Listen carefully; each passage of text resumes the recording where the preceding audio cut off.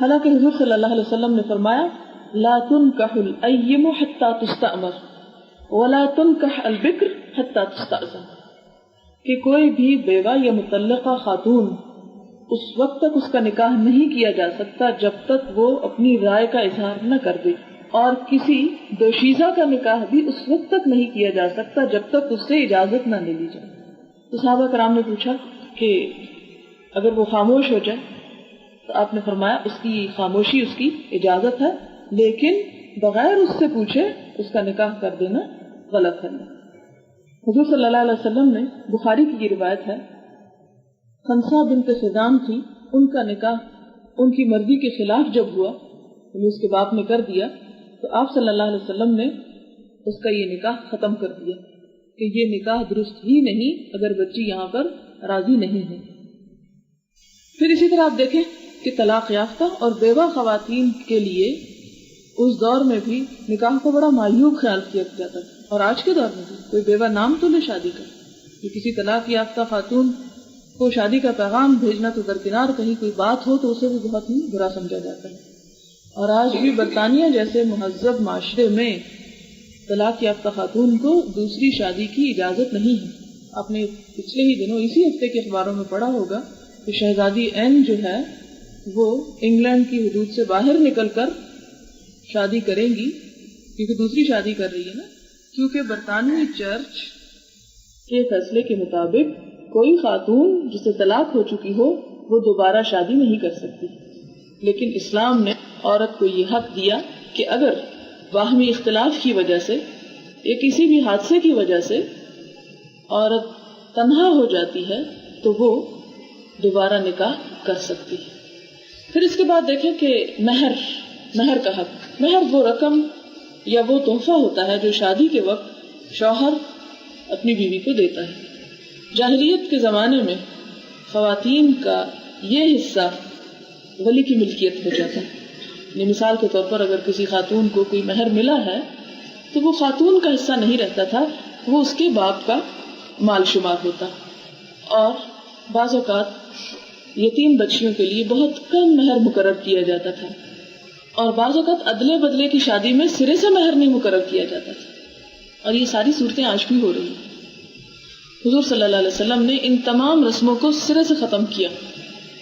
اور فرمایا کہ جو لڑکی کا مہر ہے وہ لڑکی کی ذاتی ملکیت ہے، اسے کوئی بھی دوسرا شخص استعمال نہیں کر سکتا، حتیٰ کہ اس کا شوہر بھی اس مال کو اس وقت تک استعمال نہیں کر سکتا جب تک وہ اجازت نہ دے۔ لیکن ہمارے ہاں معاشرے میں کیا ہو رہا ہے، مہر کی بڑی بڑی رقمیں مقرر کر دی جاتی ہیں، لیکن اس کے بعد جب ادائیگی کا وقت آتا ہے تو کوئی بھی عورت اس بات کا تقاضا نہیں کر سکتی، زبان سے لفظ نہیں نکال سکتی، کیونکہ اسے خدشہ ہوتا ہے کہ اگر میں اپنے مہر کا مطالبہ کروں تو کہیں ایسا نہ ہو کہ میری یہ ازدواجی زندگی جو ہے یہ خطرے میں پڑ جائے۔ پھر آپ دیکھیں کہ کم مہر، باقی جہیز بھی تیار ہو رہا ہے اور باقی بھی تمام چیزوں پر بے تحاشا خرچ ہو رہا ہے، لیکن مہر 32 روپے مقرر ہو رہا ہے، تو یہ سراسر غلط ہے۔ اسلام نے اس معاملے میں شوہر کی حیثیت کو مد نظر رکھا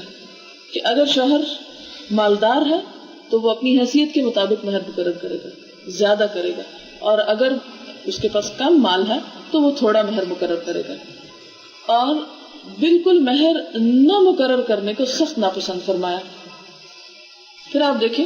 کہ ہمارے ہاں بھی وٹا سٹا جسے کہتے ہیں، وٹے سٹے کی شادی، شغار اسے عربی میں کہتے ہیں، اس میں یہ ہوتا ہے کہ ایک شخص اپنی بیٹی دوسرے کی بیٹی کو اپنے بیٹے کے لیے لے لیتا ہے، اور نہ اپنی بیٹی کا مہر مقرر کرتا ہے اور نہ اس کی بیٹی۔ اب دونوں طرف مرد تو فائدہ اٹھا رہے ہیں، لیکن دونوں لڑکیاں پس گئی، ایک لڑکی کے ساتھ نہیں 2 لڑکیوں کے ساتھ زیادتی ہوگی۔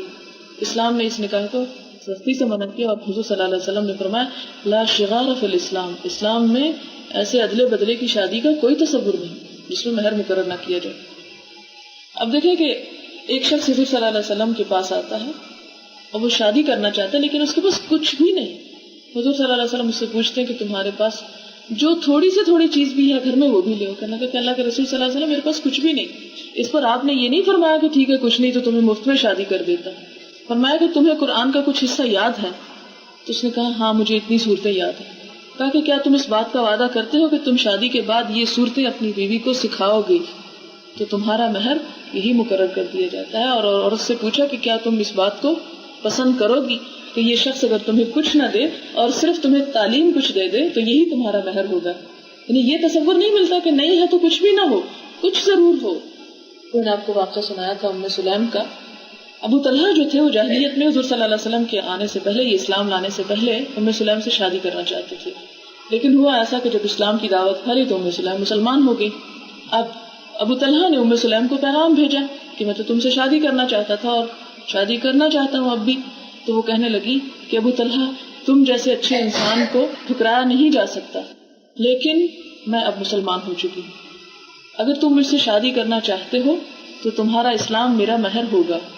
تو اس پر ابو طلحہ نے اسلام قبول کر لیا اور انہوں نے کوئی مالی صورت میں مہر نہیں لیا, وہی اسلام قبول کرنا ہی لے لیا. تو یہ عورت کے ڈسکریشن پہ چھوڑ دیا گیا, عورت کی رضامندی پر. اگر کوئی عورت مہر نہیں لینا چاہتی تو وہ اس کی اپنی مرضی, لیکن اسلام نے اسے پورا پورا حق دیا ہے کہ وہ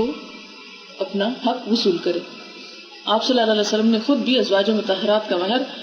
550 درہم ادا کیا. مہر کے علاوہ نان و نفقہ کا حق دلوایا عورت کو کہ شادی کے بعد عورت کے کھانے پینے کا, لباس کا سارا ذمہ جو ہے وہ شوہر کے اوپر. عورت خواہ خود کمانے والی ہو, خواہ خود کتنی ہی مالدار کیوں نہ ہو, جتنی بھی اس کی پراپرٹی ہے, جتنا بھی اس کے پاس مال ہے, وہ عورت کا ذاتی مال ہے. شوہر کو اس میں سے ایک پائی لینے کی بھی اجازت نہیں ہے جب تک عورت اجازت نہ دے, جب تک عورت خوش دلی کے ساتھ نہ دے. اس کے برعکس شوہر کے مال میں سے عورت کو حصے دار قرار دیا گیا اتنا جتنی اس کی ضرورت ہو. ایک دفعہ ابو سفیان کی بیوی ہند حضور صلی اللہ علیہ وسلم کے پاس شکایت لے کر آئی کہ ابو سفیان بہت کنجوس آدمی ہے, مجھے اور میرے بچوں کو اپنی ضروریات کے لیے کچھ نہیں دیتے, تو کیا میں ابو سفیان کو بتائے بغیر اس کے مال میں سے کچھ لے لوں؟ حضور صلی اللہ علیہ وسلم نے فرمایا کہ صرف اتنا جو تمہاری ضروریات کے لیے کافی ہے, اتنا تم لے سکتی ہو, لیکن اس سے زائد نہیں.